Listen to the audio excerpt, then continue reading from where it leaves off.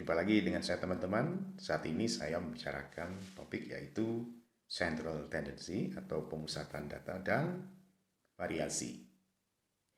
Ini semua terkait dengan bagaimana kita harus bisa menggambarkan data. Data adalah informasi yang kita perlukan untuk acuan. Acuan menentukan sebuah strategi atau tindakan yang kita lakukan ke depan, sehingga tujuan-tujuan yang sudah kita tetapkan bisa tercapai. Sebagai pelaku usaha tentu kita perlu tahu dong ya seberapa besar volume produksi kita. Sementara di luar masyarakat sangat membutuhkan kebutuhan dari produksi kita, misalkan kue. Sementara dari hari ke hari kita bisa melihat berapa produk yang bisa kita siapkan untuk memenuhi permintaan itu. Atau kita sebagai guru, kita harus tahu dong seberapa kemampuan anak-anak kita setelah kita melakukan beberapa kali tes. Apakah dari hasil tes tersebut sudah mencerminkan sebuah hasil yang kita harapkan? Pada saat ini kita akan membahas central tendency dan variasi. Kalau kita melihat kata tendency itu kan kecenderungan. Kecenderungan memang mengarah kepada sebuah pola tertentu. Tentu ini harus kita bedakan dengan yang disebut konsistensi. Jadi kalau kita ngomong tendensi, dia adalah sebuah kecenderungan tetapi dia tidak konsisten. Pasti ada meleset-melesetnya. Dikatakan di sini adalah tendensi sentral. Jadi kecenderungan untuk mengarah kepada sebuah pola atau angka tertentu. Kalau kita berbicara statistika selalu pada angka ya. Nah, yang meleset ini, yang tidak biasa ini disebut variasi ya. Dalam kehidupan kita, hal ini biasa kita amati dan dapati.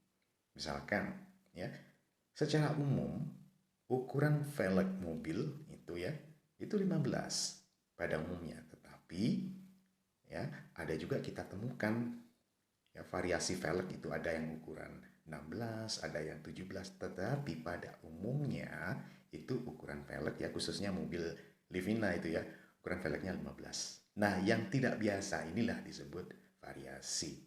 Saya beri contoh ya. Nah, teman-teman, misalkan nih ya, ini adalah sebuah data di mana saya push up, ya. Jadi ada kalanya saya mampu push up itu ya 15. Teman-teman bisa lihat di bawah ya, ada angka 15. Ya. Kadang saya bisa push up 25, bahkan 36 kali, 45 kali, bahkan 55 kali, ya push up. Kita lihat angka 15. Pada saat push up saya 15 kali itu, pernah saya lakukan itu sebanyak 3 kali. Pada saat saya push up 25 kali, pernah saya lakukan dan itu terjadi sebanyak 6 kali. Ini adalah sebuah contoh data ya. Data di mana kita juga bisa melihat sebuah kecenderungan-kecenderungan tertentu di mana kecenderungan itu bisa kita lihat yang paling besar angkanya. Berapa sering sih ya, saya push up? Ya, saya paling kuat ya, paling banyak itu 6 kali itu ketika push up 25 ya. Sementara yang paling kecil itu 55 kali ya, karena terlalu berat ya teman-temannya. Itu hanya saya bisa lakukan 2. Nah, dari sini kita bisa melihat ada sebuah kecenderungan bahwa kemampuan saya ya yang paling optimal dari nilai angka yang paling besar itu adalah 25. Sekarang kita akan berbicara min. Min itu adalah rata-rata teman-teman ya. Nah, rata-rata rumusnya sangat mudah ya, menjumlahkan ya, observasi-observasi atau hasil atau angka, misalkan itu X1, X2 sampai X kesekian ya, XN dibagi pada jumlah pengamatannya. Ini sangat mudah ya teman-teman ya. Nah, kalau berikutnya itu median. Ya, median itu juga bagian dari pemusatan data ya. Median ini lebih diartikan sebagai nilai tengah ya. Nah, di sini ada sebuah aturan bila urutan angka yang teman-teman dapatkan itu kebetulan jumlahnya ganjil ya, misalkan 2, 4, 5, 7, 8 gitu ya. Nah, yang di tengah ini ya, karena dia ganjil adalah disebut mediannya, jadi angka tengahnya itu ya di tengah. Tetapi bila ya jumlahnya itu genap, maka ya mediannya itu didapatkan dengan mengambil nilai rata-rata dua angka di tengah. Itu saya kasih contoh misalkan ya. Untuk yang kedua tadi, yang jumlah angkanya genap. Misalkan 1, 2, 5, 3, 7, dan 10. Di situ teman-teman bisa perhatikan. Maka dua angka di tengah Anda adalah 5 dan 3. Jumlahkan 5 dan 3 menjadi 8 dibagi 2, maka mediannya adalah 4. Kalau mood ini juga bagian dari central tendency, tetapi dia lebih mengarah kepada angka yang sering keluar, gitu ya. Angka yang sering keluar. Misalkan 1, 2, 3, 4, 4, 4, 5. Berarti moodnya adalah 4 karena angka 4 itu terjadi lebih dari 3 dari yang lainnya, gitu kan, lebih banyak dari yang lainnya, lebih sering gitu ya. Itu juga. Ya, ini kita harus bicara soal range juga ya, karena central tendency itu pasti kaitannya dengan data, di mana data itu kan tersebar dari angka tertinggi dan angka terendah. Jadi kalau kita melihat ukuran range itu ya cukup mengurangkan angka tertinggi oleh angka terendah. Seperti yang saya katakan, ini adalah variasi. Ya, kalau tadi kita bilang pemusatan data, kecenderungan. Nah, jadi kalau bicara kecenderungan atau pemusatan itu ada sisi kemungkinan dia melenceng-melenceng gitu kan, yang variasi gitu. Ini ada sebuah contoh gitu, ada rangkaian data angka yang di atas itu ya, ada 2, 4, 4, 4, 5, 5, 7, 9 begitu. Untuk cari standar deviasinya dicari rata-ratanya dulu. Kemudian teman-teman mau tanya, apa sih maksudnya standar deviasi itu?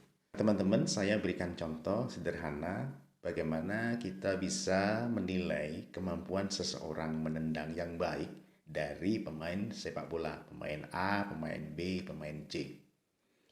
Nah, kita lihat ya pemain A di sana ada data. Misalkan dia pernah menendang jauhnya 11 meter itu sekali, demikian juga 12 meter sekali, 13 meter sekali, 16 meter 2 kali, yang lainnya juga sekali. Pemain B itu ya, kita lihat datanya bahwa dia pernah menendang sejauh 14 meter sekali, kemudian 15 meter 3 kali, demikian juga 3 kali 16 meter, sekali 17 meter. Pemain C ya, 3 kali dia menendang sejauh 11 meter, sekali 12 meter. Kemudian ada 19 meter itu sekali, 20 meter ya. Itu pernah dia lakukan 3 kali. Teman-teman, kalau kita lihat nilai rata-rata ya tendangan tersebut, rata-ratanya itu sama 15,5. Semuanya pemain A, pemain B, pemain C. Nah, kalau melihat ya standar deviasinya ternyata beda. Pemain A itu 3,338. Pemain B ya 0,9258. Pemain C itu 4,57. Menurut teman-teman, pemain yang baik ya dalam soal konsistensi ya, kalau kita lihat rata-rata sebagai patokan. Tetapi kita secara spesifik melihat kecenderungan konsistensi tadi dengan standar deviasi, mana yang baik? Yang baik adalah pemain yang mempunyai standar deviasi angkanya lebih kecil, karena semakin besar maka dia tidak semakin konsisten terhadap rata-rata tadi, semakin jauh ya.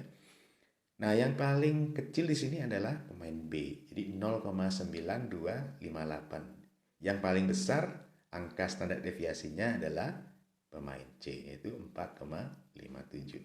Sehingga sebagai pelatih ya, untuk memilih pemain yang baik, siap untuk laga ya, bila diberikan sebuah keadaan seperti ini, saya cenderung memilih pemain B ya. Jadi saya rasa itu dulu teman-teman, semoga ya informasi yang saya sampaikan pada saat ini bermanfaat.